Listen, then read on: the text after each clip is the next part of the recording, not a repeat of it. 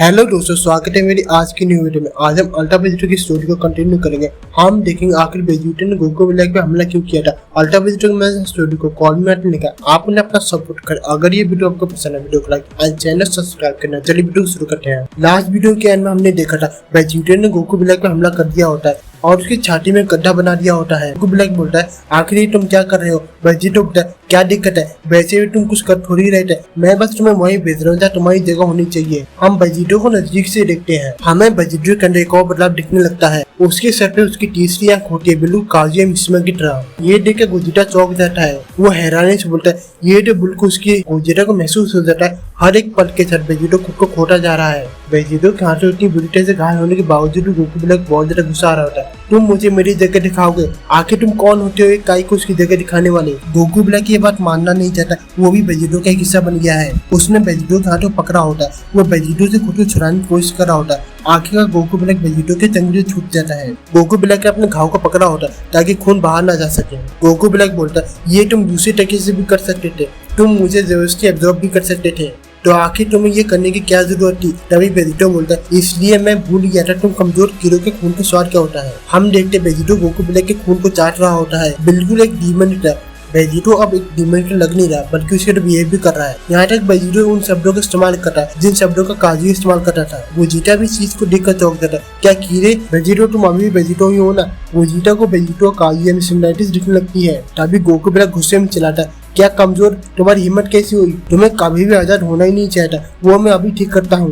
तभी Goku black अपना हाथ उठाता है। हम देखते हैं वेजिटो के चारों तरफ छोटे छोटे पोर्टल खुल जाते हैं जिनमें से चेंज की आवाज आ रही होती है। वेजिटो के चारों तरफ से चेंज निकल रही होती है। वेजिटो बोलता है, तुम्हारी ये टेक्निक, तुमने बोला तो था, तुमने मेरे लिए टेक्निक बता के रखी है। हम देख सकते हैं उन चेंज से वेजिटो को चारों तरफ से पकड़ लिया होता है और इसे वेजिटो को कोई फर्क नहीं पड़ता। तभी हम गोकू ब्लैक को देखते हैं। वो बोला, हाँ, पर मुझे तुम्हारी ये टेक्निक को बचाने की जरूरत नहीं है, क्योंकि तुमने इस टेक्निक को पहले भी देखा हुआ है। फिर भी तुम एक बेवकूफ तरह मेरी इस टेक्निक में फंस गए। हम देख सकते हैं गोकू ब्लैक की चेंज ने वेजिटो को चारों से देख रहा होता है। वेजिटो अब गोकू ब्लैक की तंगुल में फंस चुका है। जैसे गोकू ब्लैक को लगता है वेजिटो उसकी तंगुल में पूरी तरह से फंस चुका है, ये देख के गोकू ब्लैक के चेहरे पर कॉन्फिडेंस आ जाता है। वो हंसता है, तुम कब से हमें कीड़े कहे जा रहे हो, अब देखो तुम हो जिसे चेहरे में जकड़ा हुआ है। गोकू ब्लैक की बात सुन के वेजिटो के चेहरे में जरा भी एक्सप्रेशन नहीं आता है। वो बोलता है, बात तो सही है, पर मुझे ये बताओ, ये चेंज काजुए तक को रोकने के लायक नहीं है, तो तुमने कैसे सोच ली ये चेंज मुझे रोक सकती है। तभी वेजिटो उन चेंज को पकड़ता है और बहुत ही आसानी से उन सभी चेंज को तोड़ देता है। उन चेंज को देखकर ऐसा लग ही नहीं रहा होता ये चेंज कसिन से बनी है,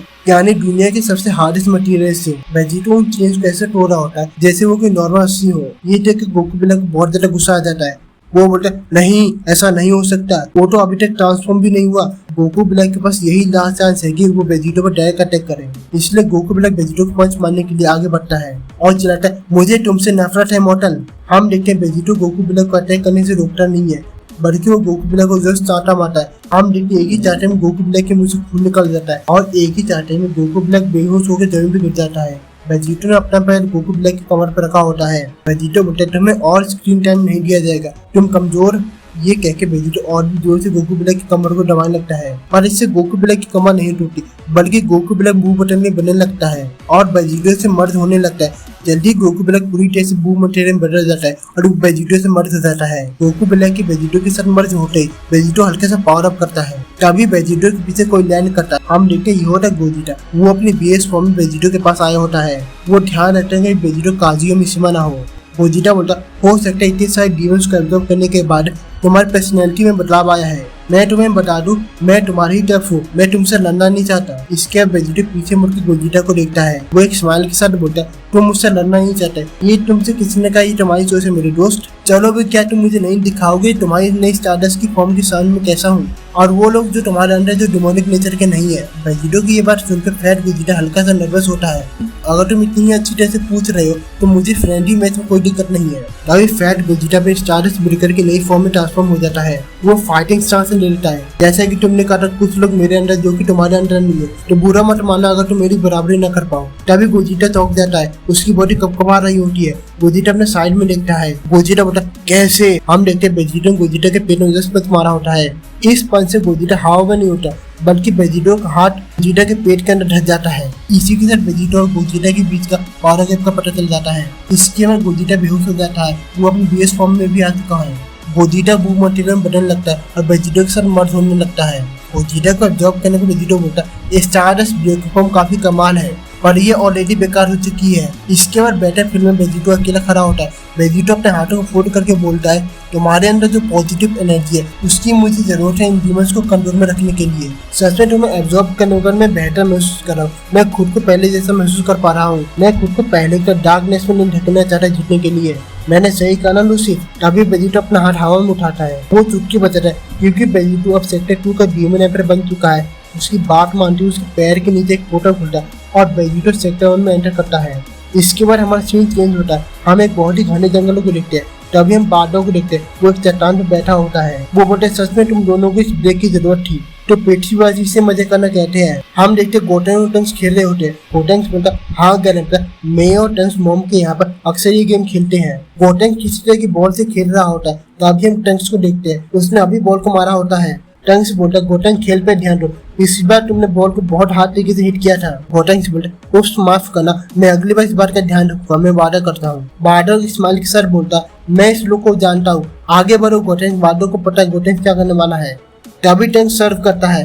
तभी गोटेंग हवा में उछलता है और बॉल को बहुत दूर से हिट करता है। बॉल की स्पीड इतनी ज्यादा होती है कि टंक उसे देख नहीं पाता। तभी टंक बहुत ही ज्यादा गुस्से में आ जाता है। मैंने तुम्हें कहा था ना। गोटेंग शर्मिंदा होते हुए बोलता माफ करना मैं ऐसा नहीं करना चाहता था।